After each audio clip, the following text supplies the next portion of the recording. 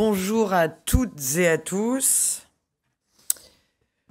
Madame la ministre, chère Najat Vallaud-Belkacem, Monsieur le Président, cher Jérôme Sadier, Monsieur l'adjoint à la maire Florentin Letissier, Monsieur le directeur général hôte Pascal Pouillet, très cher Éric Chenu de la Mutualité française, mesdames, messieurs, très chers tous en vos grades et qualités. Je vous dirais que je suis aussi très heureuse de revoir un certain nombre de visages que j'ai déjà eu le plaisir de croiser ce matin et d'autres non.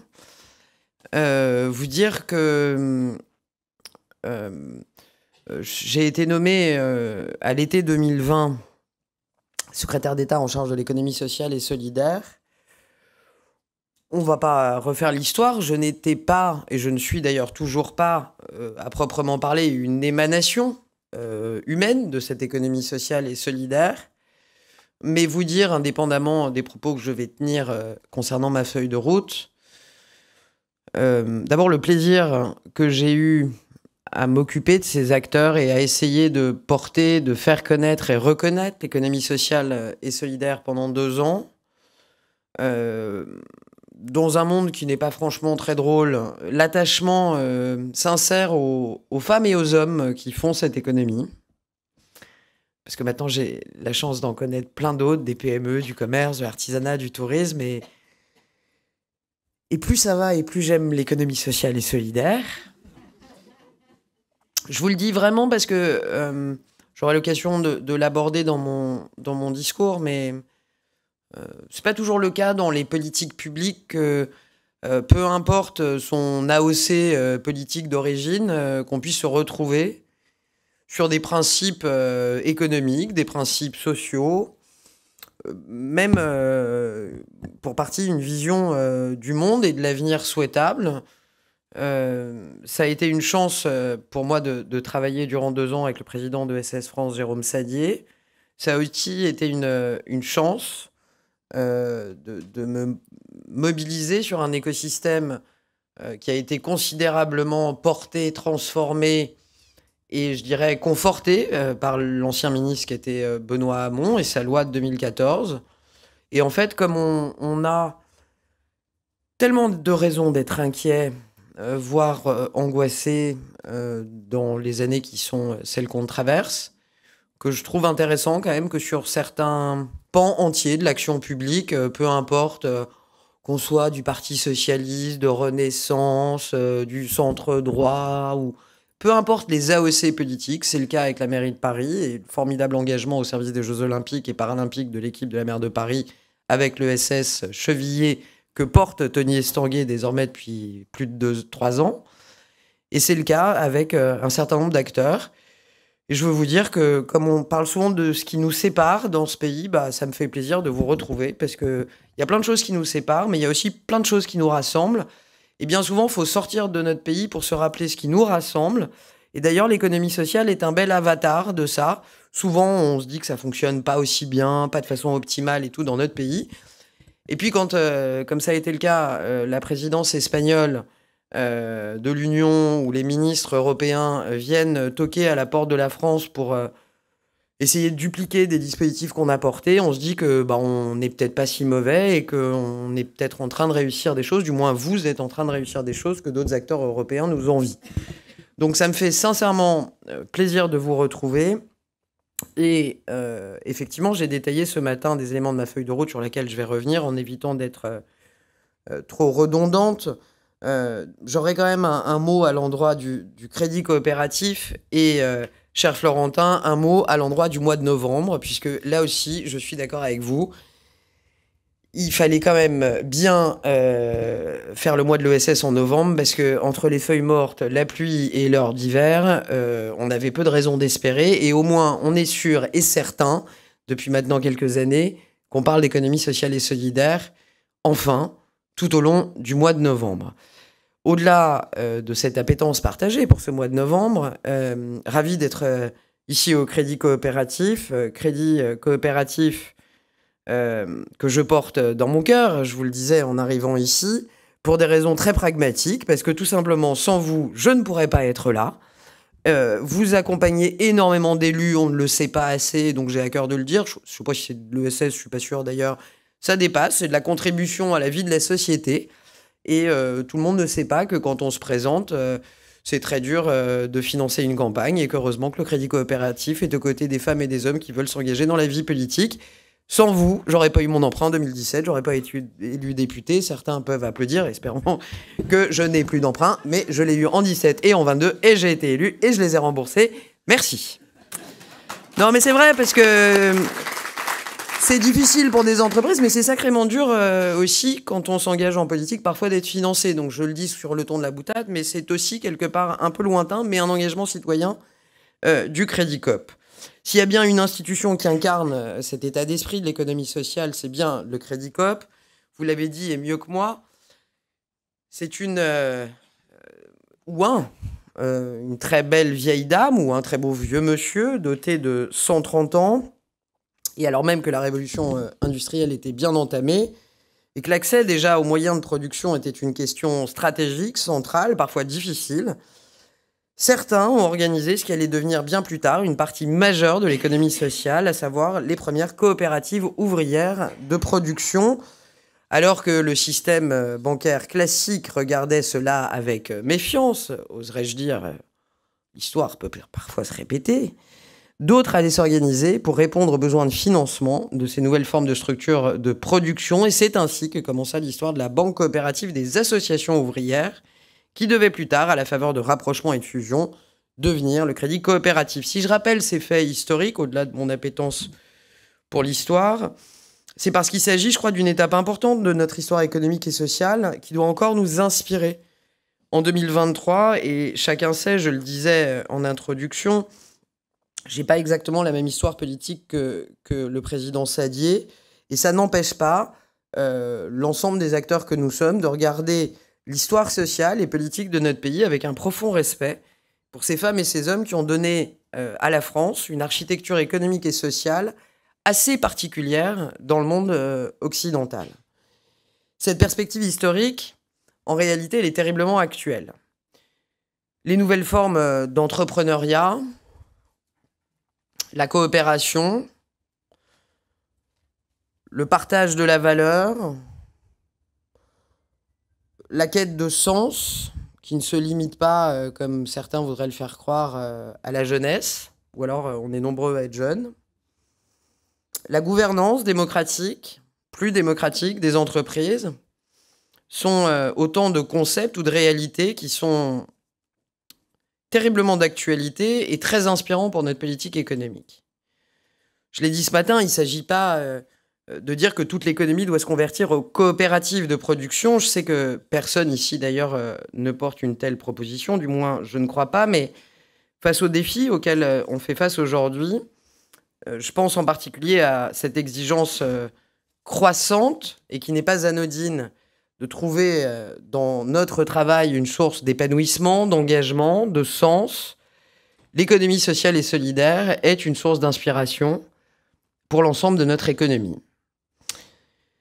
Et le mois de novembre est un mois propice à la réflexion pour l'économie sociale et solidaire. Chaque année, vous l'avez dit, le dynamisme de cet écosystème, les nombreuses initiatives, les débats organisés dans l'ensemble du territoire par les acteurs de l'économie sociale, par les médias, par les collectivités locales. Ce mois de l'ESS est extrêmement précieux pour l'économie sociale et solidaire. Je ne pourrais pas, de mon côté, participer à l'ensemble des événements organisés, mais j'aurai quelques présences que je vous détaillerai un peu plus tard. Et je veux quand même revenir sur les grandes priorités dont j'ai parlé ce matin, et pardonnez-moi pour ceux qui étaient déjà là ce matin. Je veux rappeler brièvement à ceux que je n'aurais pas eu le plaisir de voir ce matin les priorités que je me suis assignées, que je nous ai assignées, si on les partage, ce que je crois. Je crois que l'économie sociale et solidaire a un vrai pouvoir transformateur de notre économie, pour paraphraser ce que disait Jérôme Sadier il y a quelques instants. Et je crois que si on considère l'économie sociale et solidaire comme une économie à part entière, ce que je crois qu'elle est, même si elle a ses spécificités, il est important que nous ayons de la rigueur, de la discipline dans la structuration de cette économie sociale et solidaire. Et surtout, bien sûr que les hommes et les femmes, tu l'as dit, Jérôme, ne valsent pas à chaque remaniement, je vous l'accorde, et puis que l'ancrage de l'économie sociale, possiblement, reste à Bercy. Je crois que c'est une bonne chose, au cœur de l'économie et au cœur de l'économie de proximité. Je crois aussi qu'on doit aux acteurs de l'économie sociale et solidaire de la stabilité dans les priorités. Parce que ceux qui font croire qu'en un coup de cuillère à peau, comme disait ma grand-mère, on peut structurer l'économie sociale et solidaire dans l'ensemble des territoires en France, et vous le savez bien, vous, se trompent. On a encore énormément à faire, j'en parlais ce matin, ne serait-ce que pour doter chacune de nos régions de France d'un équivalent temps plein capable de répondre aux acteurs de l'économie sociale et solidaire dans chaque préfecture de France. Ça paraît dingue, mais ça n'est toujours pas le cas, ça n'est toujours pas fait. Donc on nous fait croire que oui, bon, mais la réalité des faits, c'est que vous avez des hommes et des femmes qui font 20 ou 30 ou 40% d'économie sociale et solidaire et qui le reste du temps sont qui sur la jeunesse, qui sur la vie associative ou culturelle, et qui n'ont pas en réalité assez de bande passante, entre guillemets, pour accompagner les nombreux acteurs qu'on a sur les territoires. Ça paraît anodin, cet exemple d'équivalent temps plein dans chaque préfecture de France. Je ne crois pas que ça le soit. Ça paraît anodin, peut-être, d'avoir à nouveau chevillé au corps la volonté de faire grandir et de faire émerger nos pôles de compétitivité à nous, que sont les PTCE, pôles territoriaux de coopération économique, que vous connaissez bien. Mais je crois qu'il y a des obsessions qui sont louables et qui sont saines. Les PTCE, je n'ai rien inventé, portés, posés dans la loi de Benoît Hamon, bien financés en 2015, rupture de charge après. Donc tout l'effort qui a été fait 2014-2015, c'est un peu étiolé 2016-2017. Après, il y a eu un peu d'atonie temporelle. Je reviens en 2020, on redote les PTCE de 3 millions d'euros. Puis 2022-23, bon, 2023, me revoilà. Et je vais continuer sur les PTCE. Pourquoi ? Parce que je crois qu'on a multiplié de façon très importante en réalité en 3-4 ans le nombre de pôles territoriaux sur notre territoire.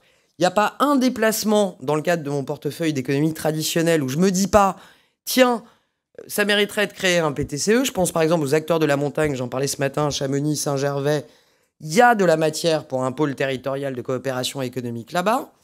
Mais encore faut-il, et là-dessus on se rejoint tous, que les pouvoirs publics de façon pérenne contribuent au financement de ces pôles et contribuent à structurer l'ESS dans nos territoires. C'est pas rien les PTCE, c'est le lieu d'hybridation entre l'économie traditionnelle et puis les acteurs de l'économie sociale et solidaire, avec les collectivités locales. C'est quand même le lieu où on peut le plus facilement, à hauteur de territoire, décider d'investir, de porter un projet ensemble autour d'une thématique forte pour le bassin d'emploi ou le bassin économique. Donc je vous confirme, et je l'ai dit ce matin, je rassure ceux qui sont là, je ne vais pas détailler l'intégralité de ma feuille de route.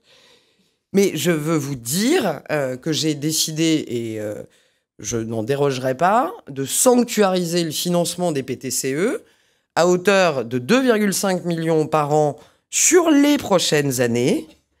1 million pour faire émerger des nouveaux pôles, 1,5 million, comme on l'a fait il y a une quinzaine de jours, pour accompagner dans leur diversification et puis dans leur maturité des pôles territoriaux déjà matures. Une quinzaine de lauréats ont été désignés il y a 2-3 semaines. Et on va continuer. Quand je suis arrivé en 2020, de mémoire, il y avait une soixantaine de PTCE. On est à plus de 200 aujourd'hui. Ce financement, il est périn. Ce financement, il est garanti sur l'année qui vient. Il le sera en 2025. Et il faut absolument, plutôt que d'avoir des marottes qui changent en fonction des ministres, moi, je crois que c'est ma mission, vous aider à structurer cet écosystème. Les femmes et les hommes politiques passent. C'est pas grave. Mais vous voyez, les talents qu'on a mis à la DG Trésor au sein du PECI, quand j'ai été nommé en 2020, j'ai enquiquiné tout le monde à Bercy pour ça. Eh bien, quand j'étais plus à l'économie sociale et solidaire en 2022, c'est pas grave que moi je sois plus là. Le PECI était encore là, avec des gens calés à Bercy, à la DG Trésor, pour accompagner les acteurs de l'économie sociale et solidaire. les ministres passent, pardonnez-moi cette expression, et elle est un peu triviale, mais cette économie sociale et solidaire, elle ne passe pas. Et je crois que la mission d'une ministre, c'est de vous accompagner, non pas à suivre mes lubies, mais vous accompagner à structurer cette économie pour les décennies qui viennent. Ça passe par les PTCE, ça passe par les CRES, ça passe aussi par les services déconcentrés de l'État, ça passe aussi par tout un travail, c'est un deuxième pilier, autour des modèles de l'économie sociale et solidaire. Je pense aux ESUS, je pense au SIC, je pense au SCOP. Je pense ici que c'est une formidable nouvelle, en fait, que l'économie sociale et solidaire ait rejoint le portefeuille de l'économie de proximité. On a fait des parallèles ce matin entre les thématiques du portefeuille dont j'ai la charge et leur déclinaison en économie sociale et solidaire. En fait, c'est formidable. Pour les acteurs du tourisme social, c'est quand même chouette que j'ai en charge le tourisme tout court. Parce que si je peux, de toutes mes forces, orienter, flécher, mieux accompagner en tant que ministre du Tourisme, le tourisme social, au final, c'est une bonne chose pour le tourisme social. Le commerce, je donne l'exemple que j'ai donné ce matin, qui est très concret, dans le Loir-et-Cher, Mazanger, près de Vendôme.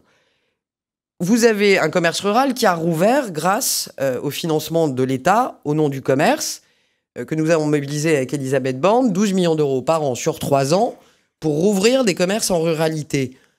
L'immense majorité des porteurs de projets sont des gens de l'économie sociale et solidaire. Ce sont des épiceries solidaires qui s'ouvrent sur des lignes qui sont des lignes budgétaires de l'économie conventionnelle. C'est pas grave. Ça sert l'économie sociale et solidaire. Et ce sont des ESUS, des COP qui aujourd'hui sont lauréats de ces projets. Donc, je vous remercie parce que je trouve que la façon dont l'écosystème a, du moins de ce que j'entends, compris le fait que, ok, j'avais peut-être plus de choses dans le portefeuille, mais au final, c'était peut-être plus utile et plus intégré au service de l'économie sociale. Je le vis tous les jours dans le cadre du portefeuille dont j'ai la charge. Et je crois que la meilleure façon de mettre de l'ESS partout, c'est que la ministre des PME, du commerce, de l'artisanat, du tourisme, de la consommation soit aussi celle de l'ESS. J'ai pas besoin d'avoir une collègue de l'ESS qui va me rappeler que c'est important la consommation responsable. J'ai pas besoin d'avoir une collègue de l'ESS qui va me dire le tourisme social, c'est vachement important. J'en suis pétrie maintenant. Et donc c'est plutôt une bonne nouvelle. Voilà. Et moi je suis très motivée par cette hybridation très concrète qu'on va porter ensemble et ces passerelles qu'on va bâtir ensemble. Les SIC, les SCOP sont possiblement des modèles pour le commerce demain, en centre-ville. Pour regrouper les achats, pour regrouper de la logistique. Les SIC de centre-ville sont une piste possible. Réponse de l'ESS aux problématiques de l'économie traditionnelle. Donc, on a tout un travail d'inspiration des modèles de l'économie sociale sur le reste de l'économie traditionnelle.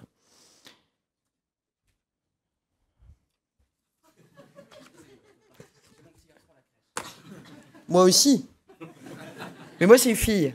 Vous voulez pas aller la chercher parce que j'ai envoyé papa, j'avoue. C'est papa qui se le coltine aussi. Bon courage. Au revoir. Non, mais c'est vrai, en plus. Moi aussi, j'ai la crèche. Mais c'est vrai, j'ai envoyé papa. Ça, je suis avec vous. On aura l'occasion de reparler de cette hybridation, des modèles, des passerelles. Je veux aussi dire, et c'est drôle parce que grâce à Florentin, je vais pouvoir rebondir sur les crèches. Je suis assez d'accord avec Jérôme Sadier sur... je vais le dire autrement. Je crois que... oui, tu as le droit d'avoir peur, Mehdi. Je pense que là où il y a de l'humain, il ne peut pas y avoir que du lucratif. Voilà. Ah bon. Même, j'espère qu'Éric est d'accord aussi. Je le dis sur le ton de la blague, mais je le dis en vrai, fort de beaucoup d'expérience. Pas beaucoup en crèche, mais beaucoup dans les EHPAD et les centres palliatifs. Je crois qu'il y a... et d'ailleurs, n'hésitez pas à, je vais le dire simplement, à vous servir de moi si vous voulez que je fasse passer des propositions. Il y a une loi bien vieillir qui est discutée prochainement. Je pense qu'il y a des enjeux d'EHPAD solidaires, qu'il y a des modèles. où on contribue à hauteur de ses revenus, où la lucrativité et la quête de profit n'est pas l'alpha et l'oméga. Je le crois pour les plus petits et je le crois pour nos aînés. Il m'a pas échappé qu'on n'avait pas encore trouvé la martingale en termes de modèle, mais je crois que l'économie sociale et solidaire a apporté à ces débats. Donc, si dans les jours qui viennent, vous avez des propositions et que vous souhaitez que je les transmette à ma collègue ministre des Solidarités, je le ferai. Ça ne sont pas nécessairement des sujets sur lesquels je suis moi-même très experte. Peut-être l'êtes-vous bien plus que moi. Mais je pense qu'on a des choses à proposer au nom de l'économie sociale, que ce soit au niveau des crèches, comme au niveau des EHPAD et des centres de soins palliatifs. Et c'est vrai que je pense que dès qu'il y a de l'humain, il ne peut pas y avoir que du lucratif. Vous voyez, comme quoi, peu importe les AOC, sur des questions de fond, on peut se retrouver. Et je pense que l'ESS doit être force de proposition sur ces sujets. Pour terminer sur le mois de l'ESS, on va avoir des moments assez forts. D'abord, un événement de haut niveau à Saint-Sébastien en début de semaine prochaine, qui viendra dans la droite ligne de ce que nous avions initié ensemble à l'occasion de la présidence française de l'Union européenne, puisque c'est là que l'idée est née lors de la PFUE. Nous acterons au plan européen la reconnaissance des spécificités de l'économie sociale et solidaire. Évidemment, l'histoire ne s'arrêtera pas à Saint-Sébastien. L'adaptation des régimes d'aide d'État, terme technique pour un sujet majeur, comme vous le savez, sera un sujet d'importance. Mieux aider les structures de l'ESS qui sont en partie dans le champ concurrentiel et de manière proportionnée. Je me rendrai aussi aux 60 ans de la Fédération du commerce associé, un autre grand acteur de la coopération économique. Un mot également pour dire qu'en sortie du mois de l'ESS, je réunirai à nouveau les instances de consultation et je siégerai, comme je l'ai fait durant 2 ans, au Conseil supérieur de l'économie sociale et solidaire. Nous en aurons un le 27 novembre prochain, avant la fin du mois de l'économie sociale et solidaire, mais aussi le Conseil supérieur de la coopération le 7 décembre prochain. On pourra, à cette occasion, dresser le bilan du mois de l'économie sociale et solidaire, faire un point sur la feuille de route ministérielle et nous projeter ensemble vers l'année 2024. Nous aurons un mois chargé. Je veux remercier les acteurs. Je ne vais pas répéter les propos du président Sadier, mais je voudrais quand même remercier les équipes d'ESS France, leur engagement, la qualité du boulot, et vous dire du fond du cœur, parce que les politiques ont un cœur aussi, que ça me fait très plaisir de vous retrouver et que j'ai pas changé. J'ai une petite fille, mais j'ai toujours beaucoup d'énergie. Et je peux vous garantir que toute l'énergie que je peux mettre à vos côtés, je la mettrai. C'est un immense plaisir pour moi de vous retrouver et un honneur. Et comptez sur moi pour continuer à porter avec vous haut et fort les couleurs de l'économie sociale et solidaire. Merci à vous.